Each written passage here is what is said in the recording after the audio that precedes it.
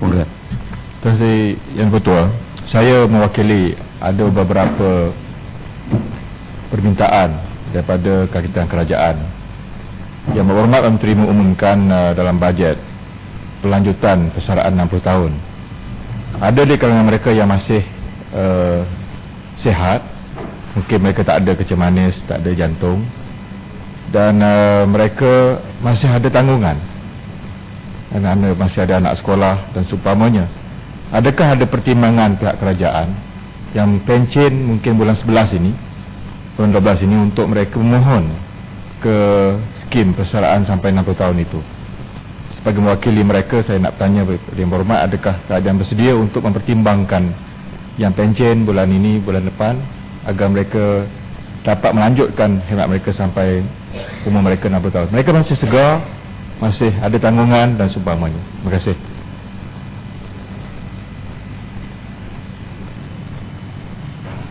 Cuma nak jawab Pasir Mas tadi, pegawai JUSA diwajibkan jalani kesihatan setiap tahun, ya. Berkenaan dengan soalan daripada Kubang Krian, saya rasa tajuk kita lah bajet 2012. Jadi apa juga yang kita lakukan berdasarkan peruntukan yang akan dibelanjakan bermula 1 bulan 1 2012. Itu setakat ni yang saya boleh jawab lah, ya. Ya, terima kasih. Retirement age untuk civil service telah dinaikkan daripada 58 kepada 60 tahun. Adakah apa-apa cadangan untuk menentukan retirement age untuk hakim-hakim dilanjutkan daripada 66 tahun kepada 70 tahun?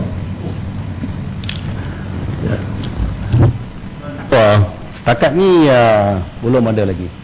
Tetapi itu bukan satu perkara yang tidak boleh dibincangkan. Saya kira kalau dahulu pegawai kerajaan 55 naik 58, kemudian sekarang 60, dan hakim kita tahu dulu 65, 66, dan saya percaya juga itu bahawa bagi seorang hakim ni kematangan dia akan nampak, akan terselah apabila lama berada sebagai seorang hakim.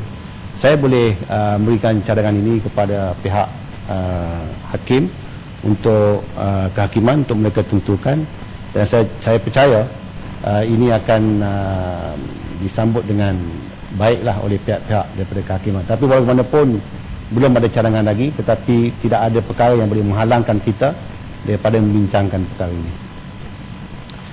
Yang Berhormat Kapit telah membangkitkan beberapa isu berkaitan kelayakan pemberian bantuan sara hidup, BSH, dan bayaran insentif wilayah untuk penjawat awam. Untuk makluman Yang Berhormat, BIW dibayar kepada pegawai yang bertukar wilayah untuk menampung kos sara hidup yang berbeza antara wilayah, dan juga sebagai satu galakan untuk pegawai bertukar wilayah. Insentif ini juga tidak disediakan kepada pegawai yang berkursus melebihi 3 bulan, memandangkan pegawai yang diluluskan cuti belajar sudah menikmati allowance dan kemudahan semasa tempoh pengajian, dan pegawai juga tidak menjalankan tugas dalam tempoh tersebut. Namun atas keprihatinan kerajaan setuju supaya BSH diberikan kepada pegawai. Pada masa ini BIW, itu bayar insentif wilayah, dibayar berdasarkan lingkungan gaji dan bukan berdasarkan grade. Oleh itu adalah kemungkinan pegawai yang berbeza grade tapi mempunyai kadar gaji yang sama akan menerima kadar BIW yang sama. Walau bagaimanapun, jabatan ini akan mengkaji semula kaedah BIW berdasarkan grade. Untuk makluman Yang Berhormat, semua allowance dalam perkhidmatan awam akan dikaji semula, termasuk BIW dan BSH, susulan kepada pelaksanaan saraan baru perkhidmatan awam. Kajian ini akan meliputi kriteria dan kadar bayaran dan mengikut kedudukan keuangan kerajaan. Yang Berhormat Limbang meminta agar bantuan insentif wilayah ataupun BIW ini untuk kakitan awam di Limbang dinaikkan. Untuk makluman Yang Berhormat, BIW dibayar kepada seorang penjawat awam apabila diarahkan bertukar wilayah. BIW dibayar mengikut wilayah dan bukannya mengikut daerah. Wilayah yang dimaksudkan adalah Sabah, Sarawak, wilayah Persekutuan Labuan dan Semenanjung Malaysia. Asas BIW ialah sebagai satu galakan serta untuk menampung kos sara hidup yang berbeza antara wilayah. BIW dibayar berdasarkan peratusan iaitu 12.5% hingga 20% daripada gaji pokok yang diterima oleh pegawai. Ini bermakna setiap kali kerajaan memberi kenaikan gaji, maka kadar BIW juga akan meningkat. Kerajaan akan mengkaji carangan yang dikemukakan dengan meneliti implikasi kenaikan kadar allowance ini dalam konteks lain-lain jenis allowance yang diperuntukkan kepada penjawat awam seiring dengan sasaran status negara maju berpendapatan tinggi di mana produktiviti penjawat awam perlu dipertingkatkan. Yang Berhormat Seputi ingin mengetahui sama ada kerajaan menaikkan umur penjawat awam ke 60 tahun untuk menjimatkan wang kumpulan yang amanah perseraan, kumpulan wang amanah perseraan KWAP. Untuk makluman Yang Berhormat, pelanjutan umur perserahan wajib anggota sektor awam ke 60 tahun ialah bagi maksud mengekalkan pegawai yang mahir di dalam perkhidmatan awam.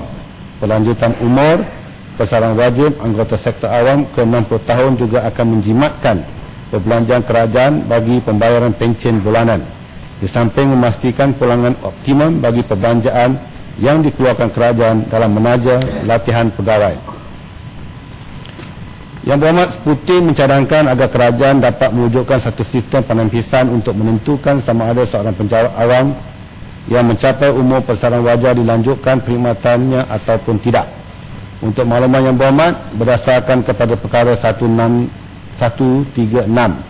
Perlembagaan Persekutuan iaitu prinsip kesamarataan, maka setiap penjawat awam akan ditawarkan option bagi pelanjutan umur persaraan wajib ke 60 tahun tanpa pemeriksaan kesihatan. Sekiranya mana-mana pegawai kemudaannya tidak dapat menjalankan tugas dan tanggungjawab kerana masalah kesihatan, dia boleh dibersarakan atas sebab kesihatan pada bila-bila masa. Yang ini menjawab Pasir Mahirap. Yang Berhormat Seremban menyarankan agar kerajaan dapat meningkatkan komposisi penjawat awam kaum India dalam sektor awam. Untuk makluman Yang Berhormat, kerajaan tidak menyisihkan mana-mana kaum termasuk kaum India untuk berkhidmat dalam perkhidmatan awam. Asas pengambilan adalah berdasarkan merit seseorang calon iaitu kelayakan, termasuk melepasi tapisan yang ditetapkan serta kesesuaian dengan jawatan yang dipohon tanpa mengira kaum.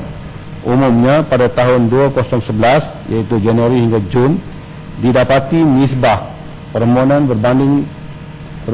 berbanding dengan yang berjaya di kalangan kaum India adalah lebih tinggi, iaitu 1:26 berbanding dengan kaum Melayu 1:32, Bumi Putera Sabah 1:39 dan Bumi Putera Sarawak 1:43. Yang Berhormat Wang Semaju ingin mengetahui pelaksanaan program cross fertilization yang dilancarkan oleh Yang Amat Berhormat Perdana Menteri di Dewan Bandaraya Kuala Lumpur.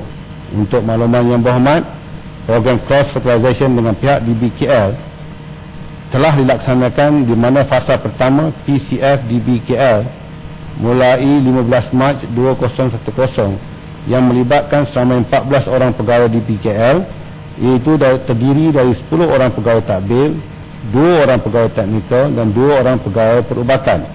Manakala selama 11 orang PTD, 2 orang pegawai teknikal JKR dan 2 orang pegawai perubatan KKM ditempatkan di DBKL bagi tempoh 2 tahun.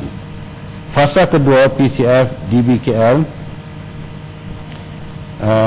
pula dilaksanakan mulai 17 Mei 2010, melibatkan pegawai dari kumpulan sokongan iaitu 10 orang pegawai DBKL dan 10 orang pegawai awam persekutuan dari pelbagai agensi kerajaan. Mereka terdiri daripada penolong pegawai takbir grade N27 6 orang, penolong jurutera grade J29 6 orang, penolong pegawai perancang bandar dan desa 4 orang, penolong pegawai pertanian 2 orang dan penolong pegawai perubatan 2 orang. Pelaksanaan PCF DBKL ini telah memberikan impak positif dari segi kepimpinan apabila beberapa orang peserta DBKL dan persekutuan telah diperakukan kenaikan pangkat ke pelbagai grade semasa dalam penempatan program ini. Bilangan pegawai yang terlibat adalah seperti berikut: 5 orang pegawai awam persekutuan dan 8 orang pegawai DBKL. Yang Berhormat